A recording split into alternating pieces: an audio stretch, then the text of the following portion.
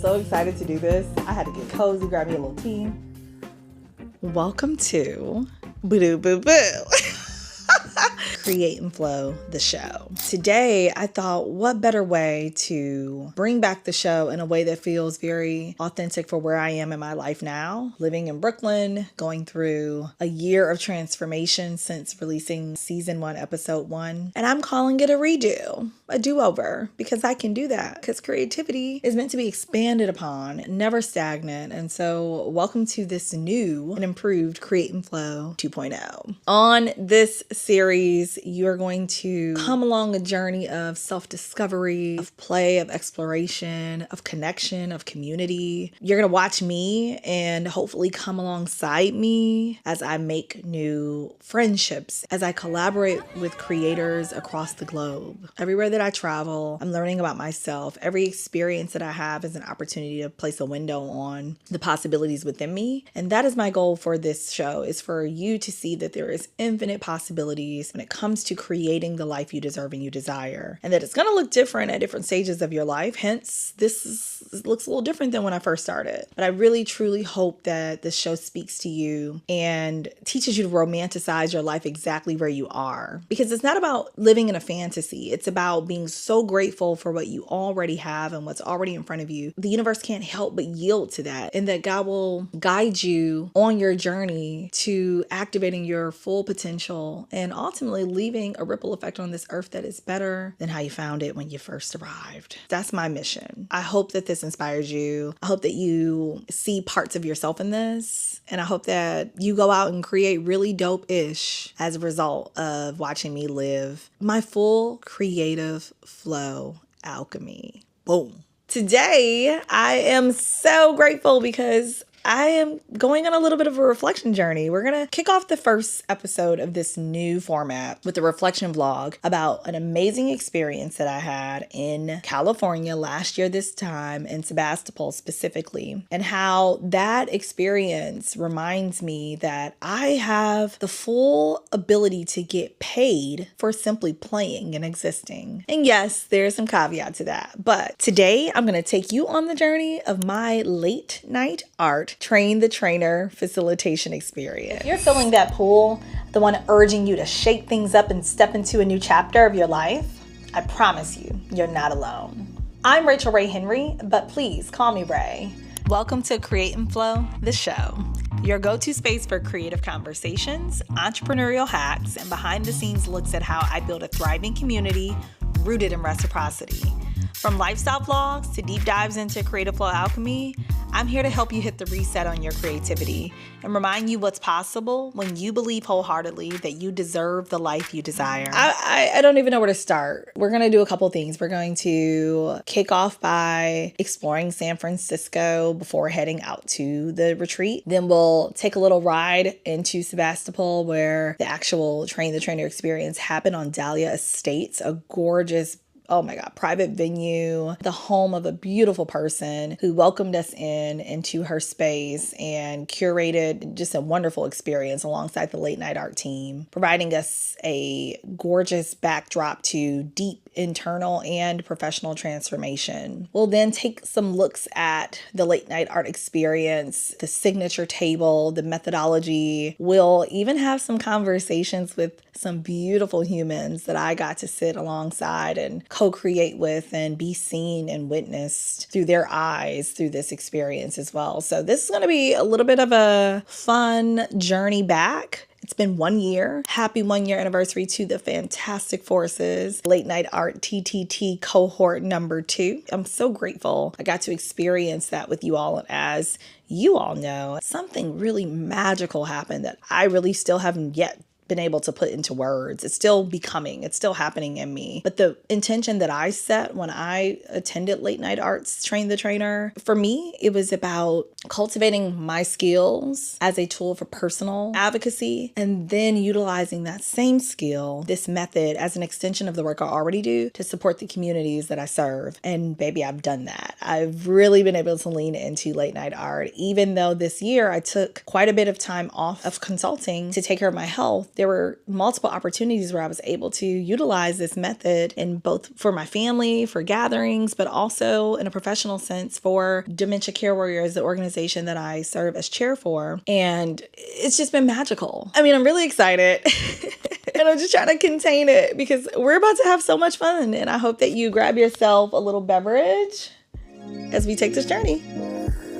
And I invested in Late Night Art's Train the Trainer experience because I wholeheartedly believe that professional development is something we have to constantly be in pursuit of, especially if you're leading others. You want to challenge your own notions and methods. You want to enhance them. You want to put yourself in a room full of people who are committed to that work so that you can be reflected and or improved upon. It's essential. And when I had the opportunity to invest in something like this, which is so unique, the LNA method is just so cool. It embodies every aspect of the things I love. The table, which for me takes me back to my supper club facilitation experiences that I'm known for. Like I love my supper club journey. And I think as soon as I saw the table, I was immediately put into the place of like, oh wow, I've done this piece I've done. And then the music, the intentionality of what to play, when to play it, and how it evokes certain emotional responses and connection, how it, our brains respond to that. I have so much love for that. That's always been a part of my intentional practice when I'm utilizing music as a form of integrating it into workshops and trainings. And the connection across from one another, building that rapport with someone across from and next to you, that's something that I think is so important when you are facilitating connection, is that you want to have the intimacy of a group of people coming together and having connection one-on-one, but also relating that, zooming out and getting them back into the macro focus of the intention for the entire group coming together in the first place. This is so important. When we gather, when we come together, there has to be a reason why. Even if that reason is simply to spark joy and to enjoy one another, the facilitator's job is to remember that and to keep that as the guiding force throughout the entire, like it's the thread that we have to weave together from beginning to end, and then being clear about what the outcomes are. So for us, kind of getting behind the scenes of facilitation through Late Night Art, we first experienced it on the first night, and then every moment after that was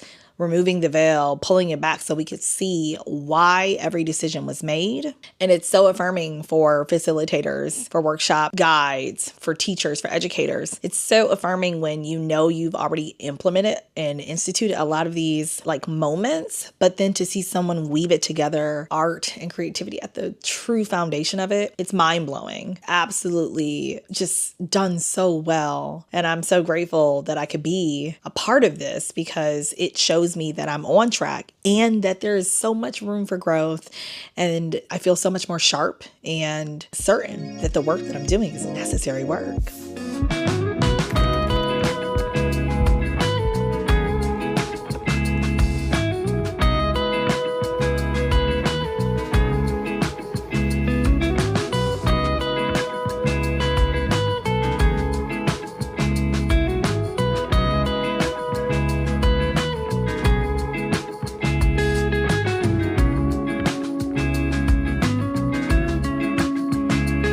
Wonderful Alcatraz tickets.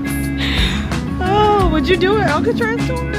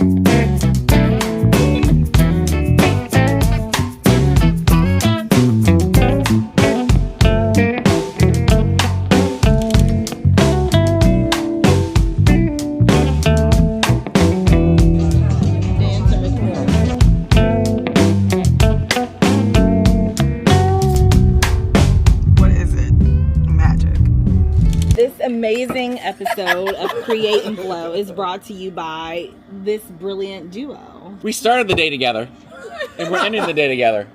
And we have lots to say, so just stay tuned, because who knows what's coming to a channel, a YouTube station, a Spotify, Apple Music near you. In your dreams. What's your dream? What's your dream, girl?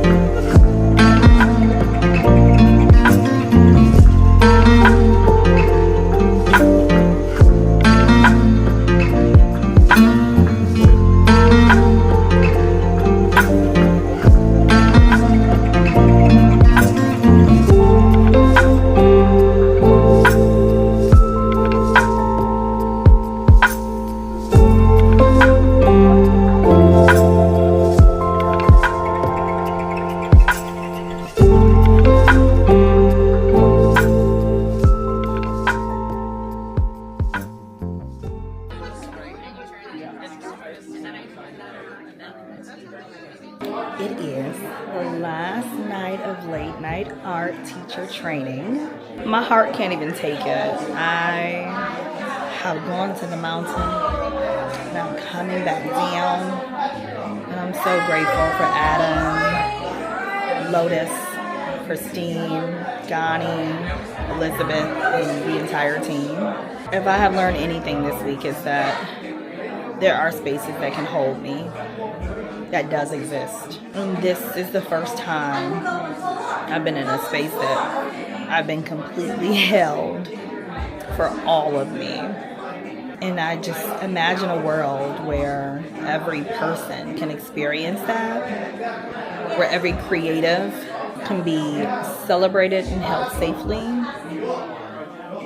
This is so much more than training. This was a deeply life-changing experience that will live with me forever, for sure. I'm so grateful to be here on Dahlia Estates.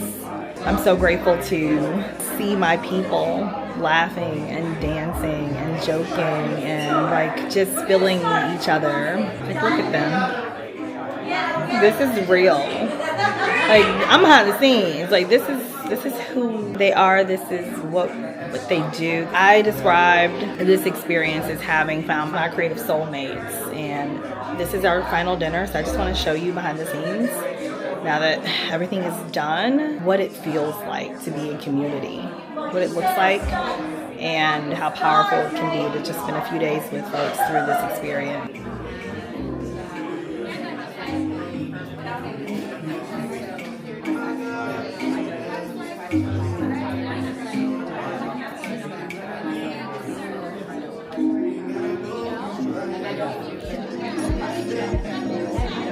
I had the chance to take late night art on a little test run for the first time for my cousin's birthday. So much fun. I curated a day of play, which is my new jam. I love to just play, y'all. I'm telling you, play, play, play. This world is meant to be a game. Play it. Anyway, I had the chance to curate a birthday day of play for my cousin Jennifer. Our family and her friends came together to celebrate her and spend a day where they didn't know what we had planned for them. They just knew to show up, send their little contribution, and we were going to have a good time. So that day we had breakfast, and then we took the train into DC. We went to an immersive gallery. Oh my gosh, so amazing. It was all about like getting in tune with your feelings. We've all felt like these big kids in there just having a great time. And we grabbed some refreshments, some drinks, you know, everybody kind of just spent some time together at a little local restaurant, headed back home, had this amazing dinner, and then we played. Everyone sat at the table. I did like a mini late night art table experience, and the theme was all about Jennifer. So the 3 phases that I took them through, questions like they had to sketch a memory with Jennifer after hearing and exchanging stories about her, listening to the person across from them, someone that maybe they didn't know. So if there were cousins in the room, then I had a cousin sit with a friend, so on and so forth. And then the end was these beautiful love notes that Jennifer will be gifted this year that I've put into a capsule. So she'll receive that as her birthday gift for this year, an opportunity for her to look at the notes that people wrote a year in advance for her. That was really, really magical, really, really special. So here I am. I've just left my Train the Trainer experience. I've crafted the playlists. I've ordered the supplies. Everything is good to go. I'm even packed for my journey for the Nite conference. I was selected as one of 3 paid opening sessions. And because historically Nite, or National Association of Workforce Development Professionals, which is the organization that I earned my Certified Workforce Development Professional credential from, historically I'd had such awesome turnouts for my sessions there. I've had standing rooms. So it was like really a big deal for me to finally get a little payment, a little coin for my experience. When I was with one of my cohort pods, there were maybe 3 or 4 of us. I explained to them what I was building. We kind of built the art for the journey. Again, I was fully prepared to go have this experience with about 100 certified workforce development professionals or aspiring CWDPs sitting in the room, all workforce heroes. And here I am, I want to say 48 hours before, and I am so sick. Remember, plane's been purchased for months. Facilitation guide session, everything is ready to go. Presentation, so solid. It's about to be a good time. And I felt so bad physically. I knew what I had to do. But even then, I was like, I gotta show up. Maybe it was 72 hours before, maybe it's 3 days before. And then once it hit the 2-day before mark, I was calling my closest friends, some of my colleagues, and just trying to rationalize what to do about, I can't take this opportunity and just like let it go to, I can't lose this opportunity. At least this is what I'm telling myself. I had all this guilt coming over me. I did not want to let these people down. They paid for this session. And it wasn't about the money for me, but it was about being validated through those who chose my session as a way to open up their Nite experience. 48 hours before, I looked everywhere for someone who could potentially take over, and maybe I could walk them through my facilitation guide and they could lead. And all I can tell y'all is like, I felt so defeated when I wrote the email to the lead of the conference to tell her that I couldn't make it. It took me super low. I was slightly depressed for a while. And the truth is, my being sick at that point for a 3-day period was the beginning of like a 2-week period that I was like completely unaware was about to go down. Like there's no way. One, it would have been irresponsible for me to go, which is why I didn't go, for myself and for the participants. I tested negative for COVID, so it wasn't COVID. Either way, it would be completely irresponsible, whether it be just a cold and flu, anything, to take myself on a plane, an airport, to a conference and teach. And pretty disrespectful to my own vessel to push through that much. I know people say you're supposed to grind it out, you're supposed to show up for your commitments, honor them, and I believe in that. So that's why this was so hard for me, because it was a very humbling experience to not have an option. That was November of 2024. Fast forward, by January of 2024, after having gone through that stint of about a 2-week illness, in January of the following year of 2025, it happened again out of nowhere. And I just finished my SIA accelerator. I just made it through demo day. And I think that was the last week of January. And then I got sick for like 2 weeks from the end of January into February. And I was like, man, something is really wrong. This isn't the first time this has happened, but these are now very long stints of illness that I can't explain. All to find out a few months following that I was diagnosed with lupus. And it makes a lot of sense looking back, but I just want to touch on the fact that the failure and the disappointment and the feeling of letting others down and letting myself down, the weight of that was so heavy. And I'm so grateful to God that a year later, I have come to terms with putting myself first and recognizing that what's meant for me can never be missed. And so while I never got the chance to follow up with Nite and explain to them what was really going on, because I didn't know at that time, this is my moment of reckoning and just realizing I did the right thing. And although it hurt at the time, it was the best thing for all parties involved. And it was the beginning of me really having to put my body first and be sensitive to the subtle changes, the signals. So if you're ever in a situation like that, just know you only let yourself down. You only only let others down by not putting yourself first and by not honoring what your body is asking of you in those moments. And I think that this can apply for anyone with a chronic condition. There's so many things that come to make us feel guilty in this world about not performing, right? Performance-based living is just so exhausting. And putting that down this past year has gave your girl the glow up she's been looking for. And I feel on track with my life again because I finally feel like I've established healthy boundaries and I understand that opportunities will come and go. This is all I got. This is it. So take care of yourself. And shout out to Nite for response. It was so graceful. It was so loving. It was just like, we understand. I know that was a dent in their program. I really appreciate all the participants who registered for that session who then got that cancellation email. I appreciate y'all for just even wanting to rock with me. It was my goal, and I think I reached out after to say that if there was ever a way that I could offer that training to that group of people or to Nite in another format at another time, I would happily do so. I would love to be able to take late night art to a conference like Nite's annual conference or to any conference. My vision is to take Creative Flow Alchemy and infuse the principles of late night art the way that I have in my own way. So that way people can get the full spectrum experience and the magic that Adam imparted into my work and into all of our work. It's absolutely beautiful. The next time I got to host late night art was in a bit of a mini experience for our dementia care warrior support group that we hosted at Belmont Village, which is an assisted living facility. Beautiful opportunity to bring our caregivers on site, and they hosted us. Shout out to Kirsty and her team. Beautiful, beautiful journey. The experience was much more intimate and the feedback was phenomenal. Hello, my name is Tammy and I am a caregiver for my mother, and this has been amazing. This has been absolutely amazing. It's been refreshing.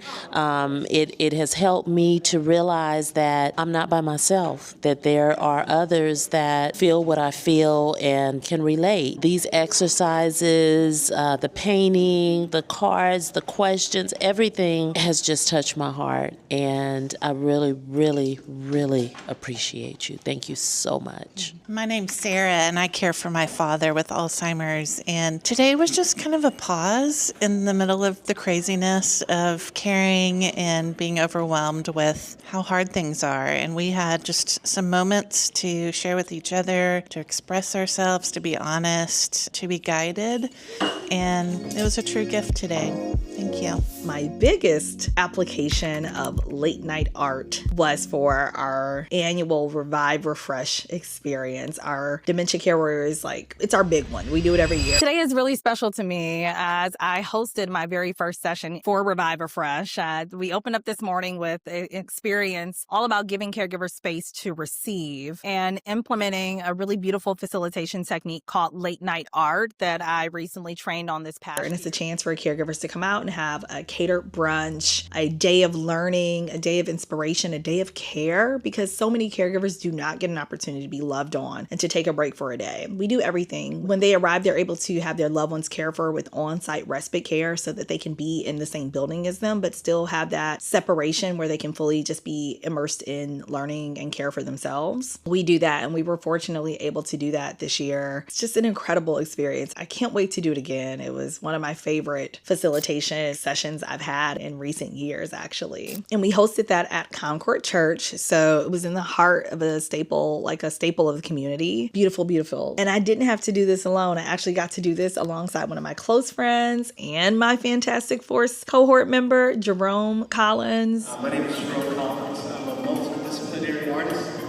What does that mean? I'm a singer-songwriter, public speaker, painter, all things art. I mean, totally a full circle experience for us, having gone through teacher training together and then able to facilitate a room full of caregivers in our community, just loving on them and guiding them through this experience. And it was a bit of a challenge because we've been taught to do this family style table, long table experience, and we were tasked with having to curate it with round tables and, odd numbers of people, but nevertheless, what a beautiful, beautiful expression of just just us as individual facilitators, our work, and adapting to the needs of the environment that you have to sometimes as a facilitator. You have to adapt. You have to step into a space and meet the need of the client or the community members that are present. And so I'm so proud of us for having done that. And this is what some people had to say. Hi, my name is Tangela Brown, and I am a caregiver along with my father for my mother. Being here at Revive Refresh has been great for me. I'm a bit of a loner, but the first session with Dr. Rachel Ray was a great session because it made me open up and be vulnerable, quite honestly, because I don't really deal with things like I should. But that session with Dr. Rachel Ray made me just kind of open up and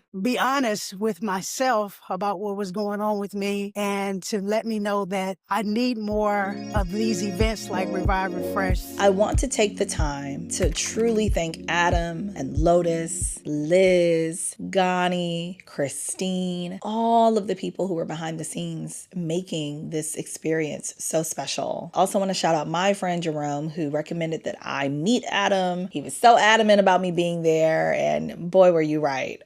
Changed my life in such a positive way. To all of the fantastic forces who opened up and shared space with me, I pray that this year you're seeing the investment that you made in yourself a year ago come forth in the form of new ways and activation of your own personal creativity, but also in the lives and communities that you get to touch every single day through your work. All of us had such a beautiful intention that we set, that we shared on our experience when we arrived. And didn't want to capture every aspect of what we were doing behind the scenes, I think it was something so sacred about it that, at times I barely even remembered. Like, there were times where Gani, who was both our facilitator and our masterful archivist, the person documenting the experience, where he would be right there with you and you wouldn't even notice a camera was there because we were so in the flow. And to me, that's why this was so special. So the parts that you get to see are the parts where I could break the pattern and come out of flow just a little bit to capture some of the journey. But the truth is, you really had to be there. So I hope that this gets you as close to it as I possibly can. And I hope that you follow Late Night Art, its methodology,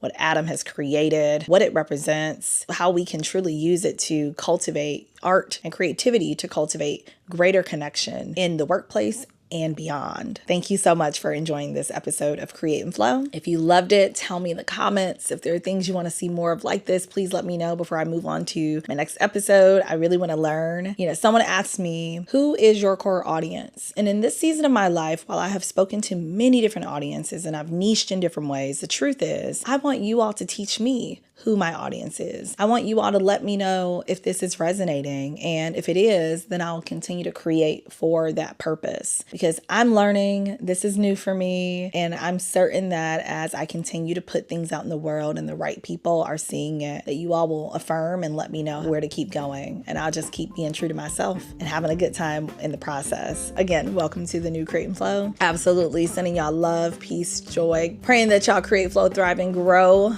into this next chapter of your life. Wherever you are, I'm sending you love.